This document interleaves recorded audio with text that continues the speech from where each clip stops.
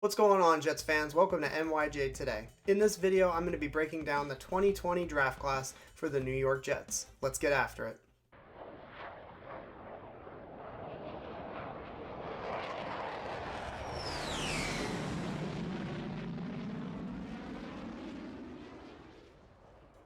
The first player we're going to discuss is left tackle Makai Beckton, drafted out of Louisville.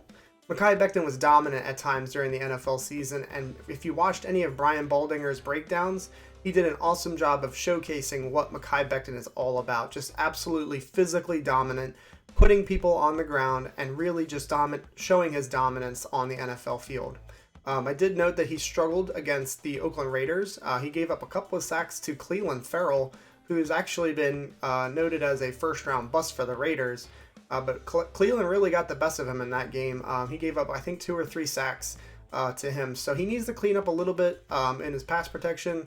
But this is something that he's going to get just better and better over the next couple of seasons.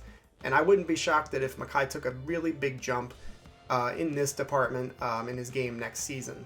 I feel very strongly that he's going to be the left tackle for our future. And he's going to be protecting whoever we have at quarterback, whether it's Darnold, a draft pick, or if we trade for someone like a Matthew Stafford or a Deshaun Watson. In total, he gave up 7 sacks. And again, I think that number is going to be definitely going down in 2021. The next player we're going to talk about is wide receiver Denzel Mims out of Baylor. This was actually my favorite draft pick of all of the picks in the draft that Joe Douglas made. It's not necessarily because I think he's the best player we drafted. I just think that the value was tremendous. So Joe Douglas, in the early second round, he decided to trade out of that pick and back up in the second round. And at the time, a lot of Jets fans were very upset with that move because they felt like he was a late first round projection and he just seemed to be a great talent. And a lot of Jets fans were not happy with the move to trade back. But in the end, we ended up landing him anyway. And just an awesome pick, I think, and great value in the draft.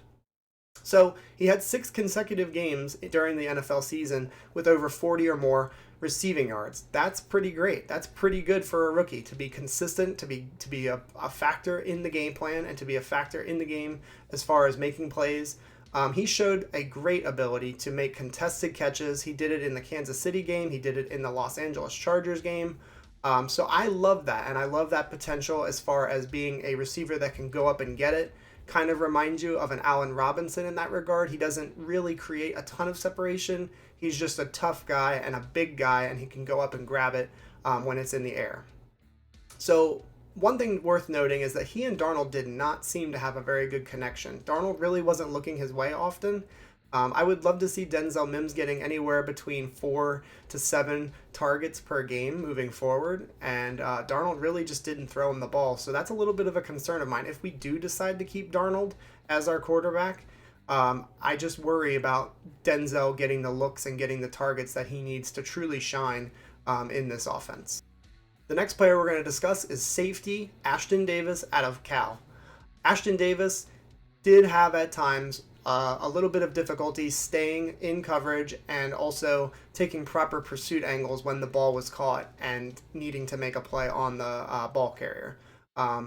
He should be in a similar role, in my opinion, as a Jamal Adams, being a little bit flexible as far as where he's lining up pre-snap. I think he's great in a blitzing role. I think he's also potentially a good coverage person. He still needs a lot of coaching and development in that regard. He may not develop into a star. I think Jets fans need to understand that not every player that Joe Douglas selects is going to be a home run pick and going to be a starter and a stud at that. If Ashton Davis could develop into being a solid backup or a third safety that could come in on nickel packages, that would be fantastic, and that would make the value of the pick. It would have been worth it to make that selection. So I just think he needs proper development, proper coaching, and needs to get a little bit better in coverage. The next player we're going to discuss is defensive end Jabari Zuniga out of Florida. I think a lot of people expected him to be a great pass rushing threat in his rookie year, and I think that we put too much expectation on him. He's a raw pass rushing threat and needs a lot of coaching.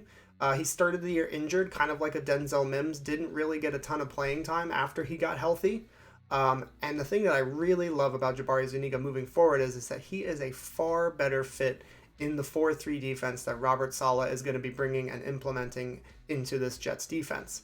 I still believe he has tons of raw potential. He has great speed, and he really just needs to develop his pass rushing moves. And this could end up being a starter on our defense this coming year. We don't know what's going to happen. We don't know what kind of moves we're going to make in the draft and in free agency.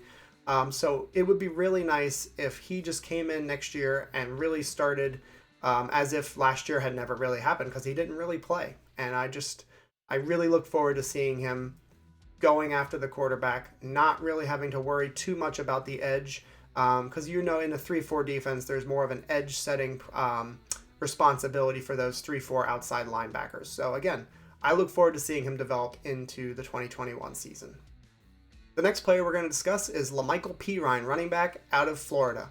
I honestly did not love what I saw out of La'Mical Perine. I'm not a hater. I do think that he will be on the team this coming season.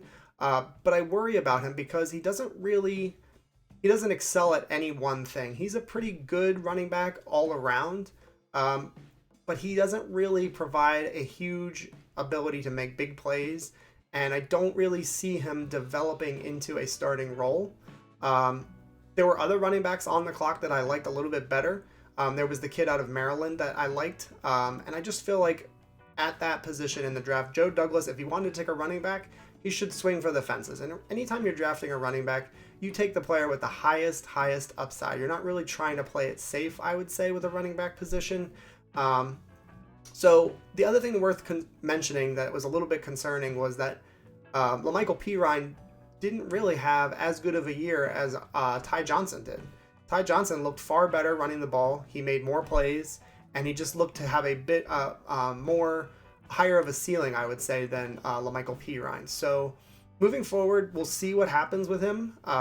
He did show that he could at least hold on to the football. He didn't fumble as far as I know. So we'll just need to wait and see. But overall, I do not love this draft pick, and I don't see any real potential for him to become a starter moving forward.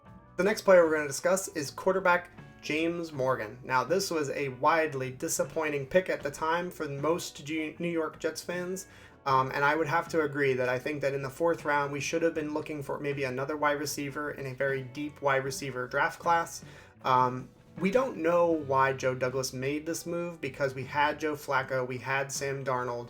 So why draft a quarterback in the 4th round when you know he's not even going to dress? He never even was on the active game day roster. So moving forward, we might see James Morgan develop into a backup quarterback. And actually, that could end up being a good thing, because he will be a very cheap backup quarterback. And with extra money, we can use that towards other positions of need, starting positions, as you might suspect. And so, again, at the time, very disappointing in the pick to see that we took a quarterback. But this might end up being a blessing. We might be able to roll into the 2021 season with him as our backup, and we just don't know yet. So it's too early to say. But still, overall, pretty disappointing draft pick by Joe Douglas. The next player I'm going to discuss is Cameron Clark, guard out of Charlotte. This was a player that played at a very, very small school, but he did match up against Clemson and looked to be able to hold his own against tire competition. And I think I really like that about our guard that we drafted in the 4th round. So I still feel really confident in the pick, and I still feel really good about it moving forward. I don't know if he'll develop into a starter, but even if he develops into a backup guard, I still think that does have value in the 4th round. But there is a chance that he develops and he gets some playing time this year. He didn't play at all. He was very similar to James Morgan. I'm not even sure if he was ever on the active roster during game days. So we just really need to wait and see on this pick. It's not a bad pick just because he didn't get playing time. We all know that Adam Gase loved his veterans and refused to go move off of them. We saw him stick with Frank Gore, and we just need to be patient and really understand that this guy could have some potential lining up at the left guard position or the right guard position. I personally would like to see him playing right next to Makai Beckton and seeing what those two can do on the left side. Next up is cornerback Bryce Hall out of Virginia. Now, at the time, I felt like this was, along with the Denzel Mims pick, a fantastic value pick in the 5th round.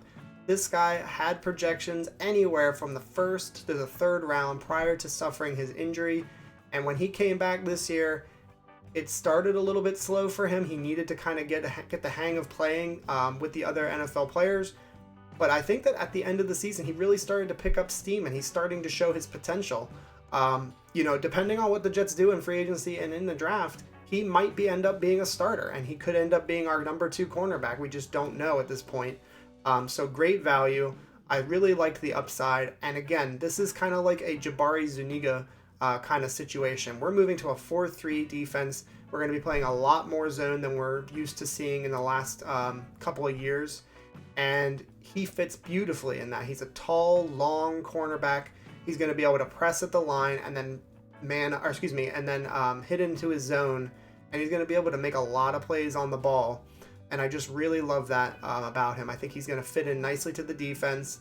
And I think as long as he stays healthy, the sky is the limit for this guy. I really love the pick, and I really love that Joe Douglas was able to find such great value in the 5th round. Don't scoff at me, Jets fans. The next player we're discussing, and yes, we are going to discuss him, is our punter, Braden Mann, out of Texas A&M. This was a good draft pick, a really good draft pick. His statistics aren't the greatest. Most rookie punters come in and there's a little bit of a time for them to grow and to learn how to punt in these NFL stadiums, and I really like it. I think that moving forward, he's going to be our punter for a very long time, and he's got a strong leg. He can do kickoffs, and we even saw him make a couple of tackles, one that most Jets fans probably didn't want to see him make against I believe the Cleveland Browns. He made a tackle on a punt returner and saved a potential touchdown that could have flipped the game and made the Jets lose it. So he averaged 43.9 yards per punt with a 37.2 net per punt. And he also pinned the offense inside the 20-yard line 19 times last year.